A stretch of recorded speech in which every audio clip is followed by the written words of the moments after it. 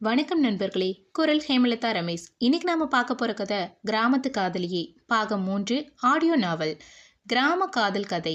இன்னைக்கு பவித்ராக்கு ஒரு சங்கடமான விஷயம் நடக்க போகுது. அதுவும் எல்லார் முன்னாடியும். அதை செஞ்சது நம்ம பிரியா தான்.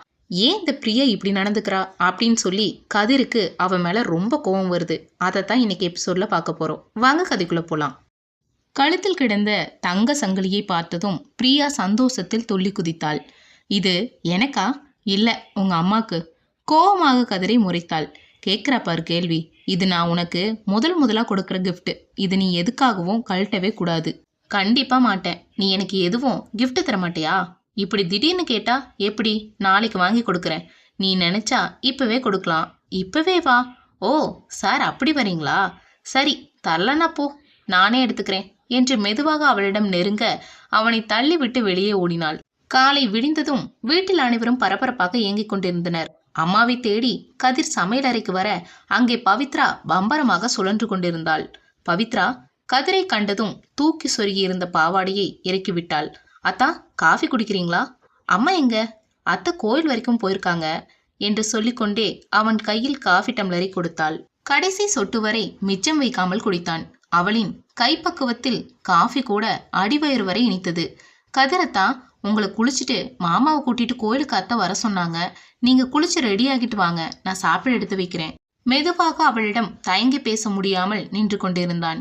அதை புரிந்து கொண்ட பவித்ரா, அத்தா, பிரியாக்கா லீலா கூட பியூட்டி பார்லர் போயிருக்காங்க என்று சொல்லி சிரித்தாள். தான் சொல்லாமலே தன் மனதில் உள்ளதை எப்படி அறிந்து கொண்டாள் என்று திணறி நின்றான். அவள் என்ன என்று புருவத்தை தூக்கி கண்களால் கேட்க கதிர் பதில் சொல்ல முடியாமல் வெளியேறினான். குளித்துவிட்டு வந்து சாப்பிடும்போது கூட பவித்ராவை நிமிர்ந்து பார்க்கவில்லை. சாப்பிட்டு முடித்ததும் அப்பாவை அழைத்து கொண்டு கோயிலுக்கு சென்றான். அங்கே வேணி பரணியுடன் கடையில் மாலை வாங்கி கொண்டிருந்தாள். கதிரை கண்டதும் அங்கேயே நிற்க சொல்லி சைகை காண்பித்துவிட்டு பூஜைக்கு தேவையான பொருட்களை வாங்கி கொண்டு இருவரும் வந்தனர். சாப்பிட்டியா கதிரு? சாப்பிட்டம்மா. சரி, நேரமாச்சு, வாங்க உள்ள போகலாம். ஏ வேணி, புள்ள எங்க?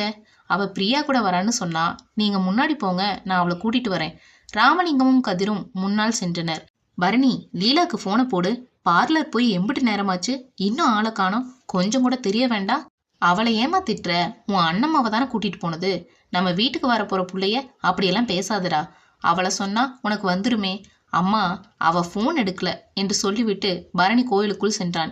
கோயில் வாசலில் ஒரு ஆட்டோ வந்து நின்றது. அதிலிருந்து அவசர அவசரமாக லீலா இறங்கி வந்தாள். ஏண்டி, கோயிலுக்கு போகணும்னு ராத்திரியே சொன்னேன்ல, அப்புறம் இவ்வளவு லேட்டா வர? அம்மா, பிரியா அத்தாச்சி அங்க பார்லர்ல நேரம் பண்ணிட்டாங்க, நான் என்ன செய்ய? சரி, பிரியா வரலையா? இல்ல, அவங்க ஃபேஷியல் பண்ணி முடிக்க நேரமாகும், அதனால வரலன்னு சொல்லிட்டாங்க. சரி வா, உள்ள போலாம், நேரம் ஆச்சு. பூஜைக்கு முன்கூட்டியே பூசாரியிடம் சொல்லிவிட்டதால் அவர் அனைத்து ஏற்பாடுகளும் செய்து வைத்திருந்தார். நல்லபடியாக சாமி கும்பிட்டு விட்டு வீட்டுக்கு கிளம்பினர். மங்களம் மெதுவாக கீழே இறங்கி வந்து கூடத்தில் இருந்த ஒரு நாட்காலியில் அமர்ந்து பவித்ராவை அழைத்தாள். முகம் முழுதும் வேர்வை வழிய வந்து நின்றாள். ஊரிலிருந்து வந்ததை விட ஒரு சுற்றி இழைத்து விட்டாள். என்னம்மாச்சி, என்னைக்கு நீ ஊருக்கு போற? கல்யாணம் முடிச்சு அடுத்த நாளே போகலான்னு இருந்தேன். ஆனா அத்தை மறுவீடெல்லாம் முடிச்சு அடுத்த வாரம் போக சொல்றாங்க. கல்யாணம் முடிஞ்சு அடுத்த நிமிஷம் நீ இங்க இருக்க கூடாது, ஊருக்கு கிளம்பி போகணும். அதுக்கப்புறம் நான் செத்தா மட்டும்தான் நீ இங்க வரணும். ஏமாச்சி இப்படி எல்லாம் பேசுற? உன் வயசு பொண்ணுங்கள்லாம் எப்படி துணி உடுத்தி மினிக்கிட்டு திரியுதுங்க. நீ இங்க வேலைக்காரி மாதிரி எல்லாத்தையும் செஞ்சுக்கிட்டு இருக்க. உனக்கு ஒரு வாய் நல்ல சோறு போட இவளுக்கு கை வர மாட்டேது. அம்மாச்சி, இது நம்ம பரணியத்தான் கல்யாணம், நான் அவருக்காகத்தானே செய்யறேன். நீ இது வரைக்கும் செஞ்சதெல்லாம் போதும். நாளைக்கு கல்யாணம் முடிஞ்சதும் நீ அடுத்த பஸ்ஸுக்கு கிளம்பிடணும். சும்மா கிடாமாச்சி என்று சொல்லிவிட்டு மீண்டும் தன் வேலையை பார்க்க பவித்ரா சென்றுவிட மங்களம் கண்கள் கலங்கியது. இவர்கள் வீடு வந்து சேரவும் உறவினர்கள் அனைவரும் வந்துவிட்டனர். வேணி கதிரையும் பரணியையும் சாமி அருகில் உள்ள கட்டை பைகளை எடுத்து வர சொன்னாள். உதவிக்கு ராமலிங்கமும் சென்றார். வீட்டில் முதல் திருமணம் என்பதால் உறவினர்கள் அனைவருக்கும் துணி எடுத்து வைத்திருந்தனர். அனைவருக்கும் பரணியின் கைகளாலேயே கொடுக்க சொன்னாள். அனைவருக்கும் நல்ல பட்டுப்புடவை, வேட்டி சட்டை வாங்கியிருந்தனர். தம்பதிகளாக ஒவ்வொருவருக்கும் வழங்கினர். சின்ன பெண்களுக்கு சுடிதார், பையன்களுக்கு பேண்ட் சட்டை எடுக்கப்பட்டிருந்தது. முதலில் மங்களத்திற்குத்தான் சேலையை கொடுத்தான். நல்ல விலை, கூடுதலான பட்டுப்புடவை. ஆனால் மங்களம் மனம் ஒன்றும் பெரிதாக சந்தோஷப்படவில்லை. கையில் வாங்கி கொண்டு தனது அறைக்கு மாடி ஏறி சென்று விட்டாள். ஒவ்வொரு குடும்பமாக துணிகள் வழங்கப்பட்டது. பிரியாவிற்கு அதிக விலையில் மயில் வண்ண நிறத்தில் பட்டுப்புடவை இருந்தது. என்னத்தா வேணி, வீட்டுக்கு வரப்போற மருமகளுக்கு இப்பவே கவனிக்க ஆரம்பிச்சாச்சா? எங்க மருமகளுக்கு செய்யாம வேற யாருக்கு செய்ய போறோம்? பிரியாவிற்கு வெக்கத்தில் கண்ணுங்கள் சிவந்தது. கதிர் கண்களாலேயே அவளை படம் பிடித்தான். வேலையாட்கள் முதற்கொண்டு அனைவருக்கும் துணிகள் வழங்கப்பட்டது. கடைசியாக பவித்ராவை அழைத்தாள் வேணி.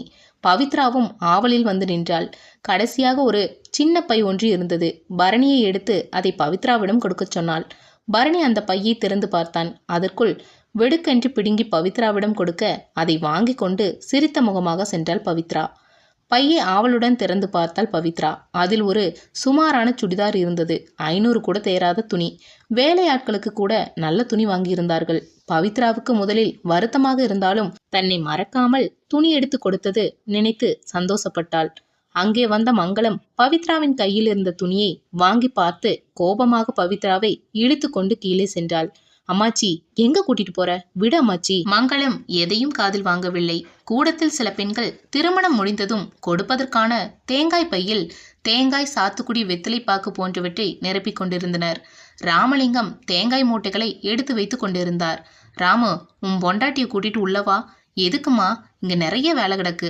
எதனாலும் அப்புறமா பேசிக்குவோம். உன் பொண்டாட்டியையும் பிள்ளைகளையும் கூட்டிட்டு உள்ள வரலேனா இங்க கூடத்திலேயே சந்தி சிரிக்க வச்சிருவேன். ஒழுங்கு மரியாதையா உள்ளவா. ஏதோ பிரச்சனை என்று புரிந்து கொண்ட ராமலிங்கம் வேணியை அழைத்து கொண்டு அறைக்குள் வர பரணியும் கதிரும் பின்னால் வந்தனர். என்னம்மா உனக்கு இப்ப பிரச்சனை? வீட்டுல விசேஷம் நடக்கும்போது ஏதாவது கலங்கம் பண்ணிக்கிட்டு. மங்களம் தன் கையில் வைத்திருந்த பையை ராமலிங்கத்தின் காலடியில் வீசி எறிந்தார். என்னம்மா அது? பரணிக்கு பிரச்சனை புரிந்துவிட்டது. கொஞ்சம் நேரத்திற்கு முன் பவித்ராவுக்கு கொடுத்த துணிப்பை அது. இது என்னன்னு உன் பொண்டாட்டிகிட்ட கேளு, அவ சொல்லுவா. இப்ப எதுக்கு தேவையில்லாம என்னைய வம்புக்கு இழுக்கிறீங்க? நான் தேவையில்லாம வம்பிழுக்கிறேனா? 2 பேரும் முதல்ல சண்டையை நிறுத்துங்க. ஏ வேணி, என்னடி இது? மாமா, ஒரு பிரச்சனையும் இல்லை. இந்த அம்மாச்சிக்கு வேற வேலையே கிடையாது என்று மங்களத்தை இழுத்து கொண்டு வெளியே செல்ல முயற்சி செய்தாள் பவித்ரா. இந்த கிழவிக்கு வீட்டில் ஒரு நல்லது நடக்கக்கூடாது என்று வேணி பொரிந்து தள்ளினாள்.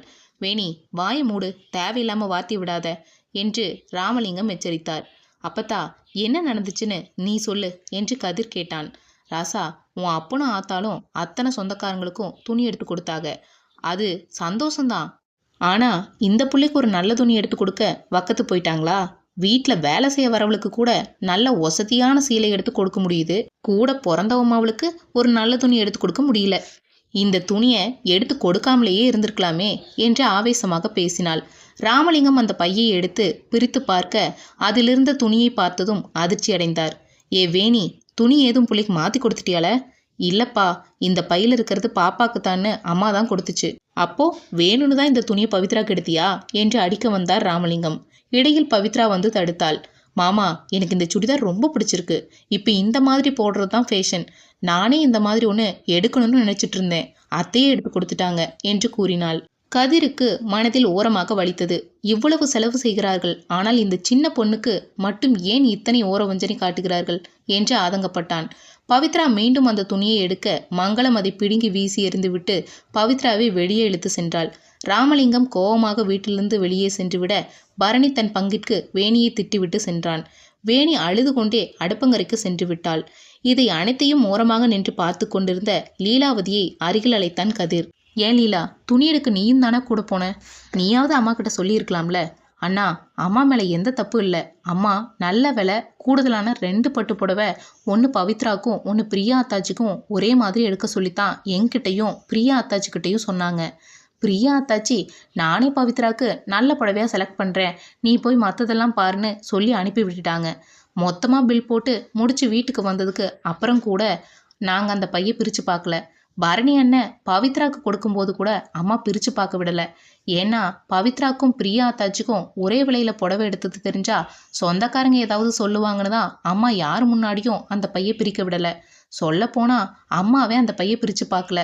நடந்த இத்தனை பிரச்சனைக்கும் காரணம் பிரியாதான் என்று கதிருக்கு நன்றாக புரிந்தது. ஏன் அவள் அப்படி செய்தாள் என்று அவளிடமே கேட்க வேண்டும் என்று அவளை பார்க்க சென்றான். அடுப்பங்கரையில் சத்தமில்லாமல் அழுது கொண்டிருந்தாள் வேணி. மங்களமும் ராமலிங்கமும் திட்டியது கூட அவள் பெரிதாக எடுத்துக்கொள்ளவில்லை. பவித்ரா பாவம், அம்மா அப்பா இல்லாத சின்ன பெண். அவளுக்கு நான் நல்லதுதானே செய்ய நினைத்தேன். ஆனால் இப்படி தவறாக வந்து முடிந்து விட்டதே. பாவம், அம்மா அப்பா இல்லாத சின்ன பெண். அவள் அந்த துணியை பார்த்ததும் என்னை பற்றி என்ன நினைத்திருப்பாள்? இருந்தாலும் அதை வெளிக்காட்டி கொள்ளாமல் எவ்வளவு பெருந்தன்மையாக நடந்து கொள்கிறாள் என்று நினைத்து வேதனைப்பட்டாள். பிரியாவை பார்க்க அவள் தங்கியிருந்த அறைக்கு சென்று கதவை தட்ட நினைத்த கதிர் அவளின் பேச்சு சத்தத்தில் அப்படியே நின்று விட்டான். பிரியா என்ன செய்து கொண்டிருந்தாள் என்பதை அடுத்த பாகத்தில் பார்ப்போம். கதை பிடிச்சிருந்தா லைக் பண்ணுங்க, சப்ஸ்கிரைப் பண்ணி பாருங்க. உங்களுக்கு ஏதாவது கருத்துக்கள் இருந்தா அதை கமெண்ட்ல சொல்லுங்க. நன்றி.